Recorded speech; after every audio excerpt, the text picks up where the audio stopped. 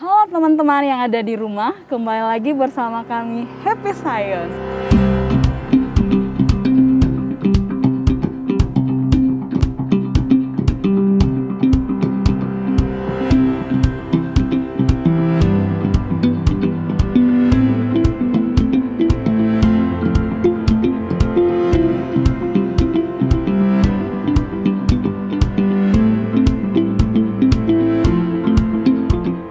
Kalau kemarin kita sudah membahas 4 prodi yang ada di FSM UKSW, ada S1 Fisika, S1 Kimia, S1 Pendidikan Fisika, dan S1 Matematika. Nah, hari ini kita akan lebih banyak membahas terkait Fakultas Sains dan Matematika Universitas Kristen Satya Wacana. Buat teman-teman nih yang belum menonton podcast sebelumnya, bisa klik link di atas.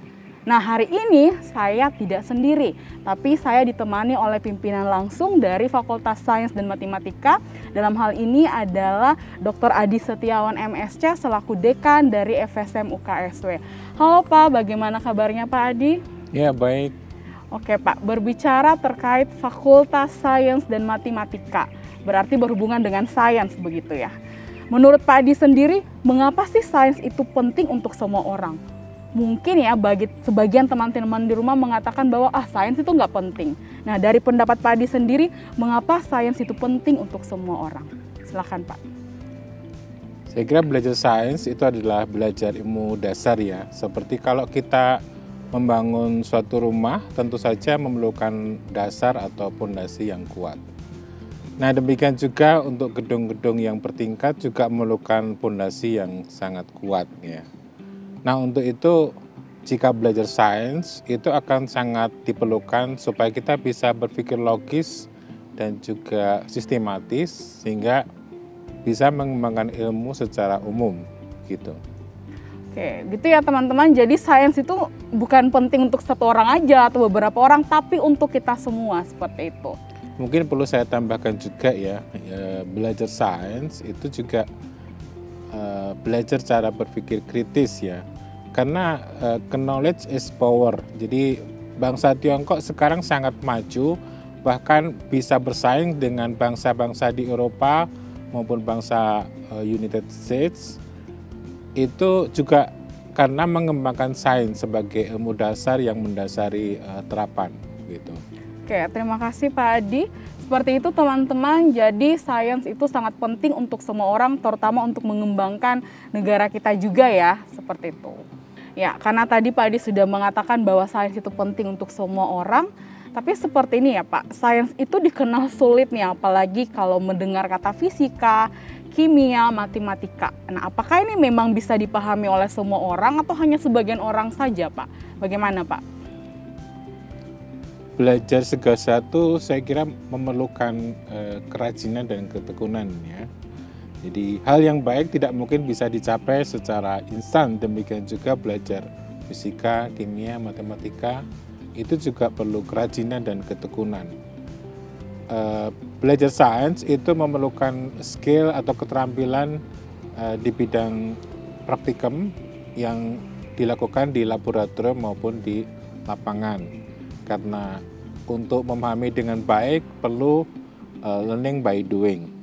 Jadi pendek kata, kita bisa mengakrabi sains itu dengan belajar secara mendalam baik di ruang kuliah maupun di ruang praktikum.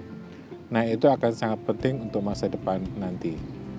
Oke, seperti itu ya teman-teman. Jadi kalau kita mau belajar fisika, kimia, dan matematika tidak sesulit yang dibayangkan. Intinya teman-teman ada usaha mau belajar seperti itu pasti bisa. Apalagi mungkin tadi dari Pak Adi sendiri bilang kalau dari fisika, matematika, kimia kita berkuliah pasti sambil dengan praktikumnya, learning by doing seperti itu ya Pak. Oke Pak, supaya sains, katakanlah dalam hal ini fisika, kimia, begitu ini mungkin satu pelajaran, beberapa mata pelajaran yang sangat ditakuti oleh teman-teman yang ada di rumah begitu ya. Supaya ini tidak ditakuti sama teman-teman siswa, bahkan disukai sama siswa, nah kira-kira sebaiknya guru sains atau dosen sains itu seharusnya bagaimana Pak? Kita bisa memanfaatkan teknologi supaya sains dan matematika menjadi mudah untuk dipelajari. Media pembelajaran inovasi dan merangsang kreativitas itu sangat perlu untuk dibuat, bahkan oleh mahasiswa sekalipun. Jadi seluruh mahasiswa sains dan matematika dituntut untuk bisa membuat video, di mana dalam video itu juga kita bisa menumbuhkan kreativitas mahasiswa supaya memudahkan mahasiswa yang lain atau siswa itu bisa memahami sains dan matematika secara mudah dan menariknya. Nah, bahkan sekarang juga dikembangkan virtual reality sedemikian hingga pembelajaran sains itu menjadi sesuatu yang sangat menarik di kemudian hari. Jadi bukan suatu hal yang menakutkan gitu. Jadi sebagai guru sains, dosen sains, pembelajaran itu harus dibuat menyenangkan mungkin ya Pak. Kalau udah fisika, kimia, matematika begitu sudah ditakuti sama siswa, kemudian pembelajarannya juga monoton seperti itu ya, mungkin tambah ditakuti sama siswa-siswa yang ada di rumah seperti itu.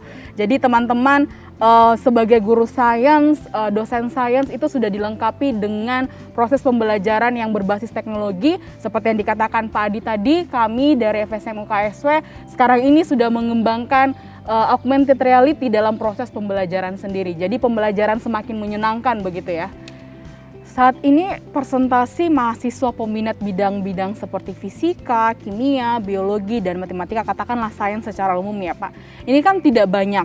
Apakah memang berkuliah di bidang-bidang ini sangat sulit kah?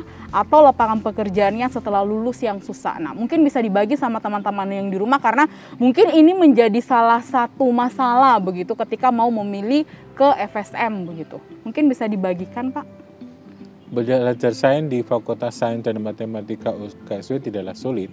Nah, itu bisa dilihat dari masa studi mahasiswa yang kurang dari 5 tahun ya.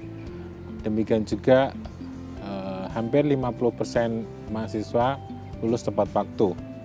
Demikian juga alumninya mendapatkan pekerjaan kurang dari 6 bulan secara rata-rata ya.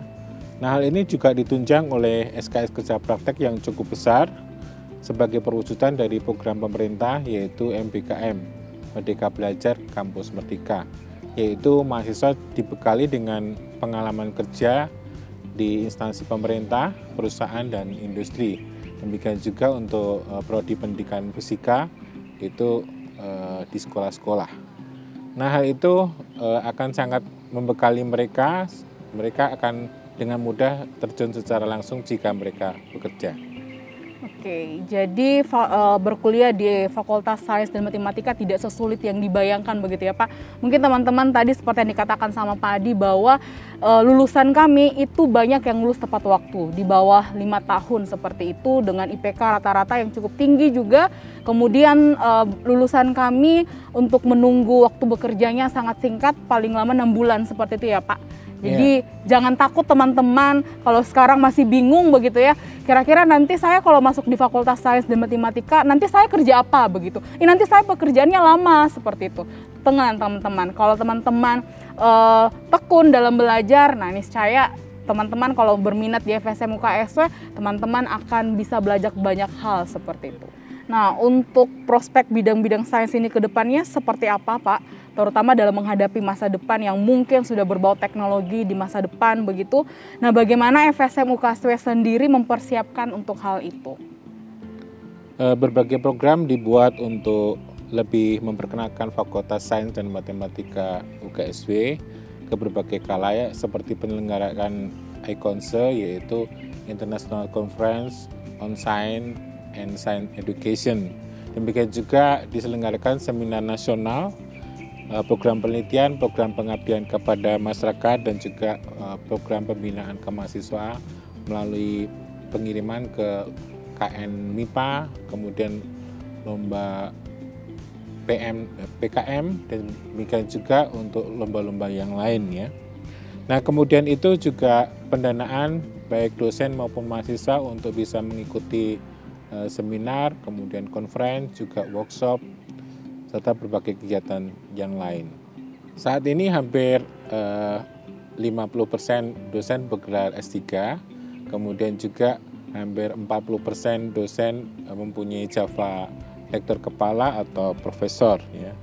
Nah, kemudian FSM juga terus mengirimkan dosen-dosennya untuk bisa studi lanjut dan juga mengurus Java. Nah, diharapkan pada 100 tahun Indonesia Merdeka nanti FSM sudah mempunyai banyak program studi S2 dan juga S3. Gitu. Oke, jadi teman-teman dari FSM sendiri ternyata sudah mempersiapkan sebegitunya ya. Jadi mulai dari mahasiswanya yang sering diikutkan lomba-lomba, kegiatan-kegiatan di luar kampus, begitupun dengan dosennya yang tidak kalah kualitasnya. Beberapa dosen sudah lebih dari 50% ya Pak, sudah S3 seperti itu, sedangkan beberapa lainnya S2 dan juga sudah hampir semuanya berjava seperti itu. Jadi teman-teman gak usah takut kalau dibilang kualitas dari FSM UKSW, wah itu luar biasa banget kualitasnya karena ditunjang dengan teknologi yang tinggi dalam pembelajarannya, ditunjang juga dengan dosen yang berkualitas pastinya. Nah, pertanyaan terakhir nih Pak, mengapa sih calon mahasiswa baru wajib mendaftar di Fakultas Sains dan Matematika UKSW? Apa pembeda dari FSM UKSW sendiri dibandingkan fakultas lain? Mungkin di di universitas lain itu dikenal FMIPA begitu. Apa yang menjadi pembeda FSM UKSW dibandingkan FMIPA di universitas-universitas lain, Pak? Silakan, Pak. Jelas, karena prospek ke depan untuk lulusan bidang sains sangatlah cerah. Untuk itu kurikulum yang dibuat sangat menunjang akan hal itu. Lulusan dibekali dengan ilmu-ilmu umum pada tahun pertama atau yang dikenal dengan liberal arts, dan diberikan dasar-dasar sains yang kuat pada tahun kedua dan ketiga. Serta selanjutnya diberikan waktu untuk bisa menerapkan dan mengembangkan pengetahuan yang sudah diperolehnya di masyarakat luas melalui program kerja praktek. Dan juga terintegrasi dengan penulisan skripsi dan publikasi karya ilmiah.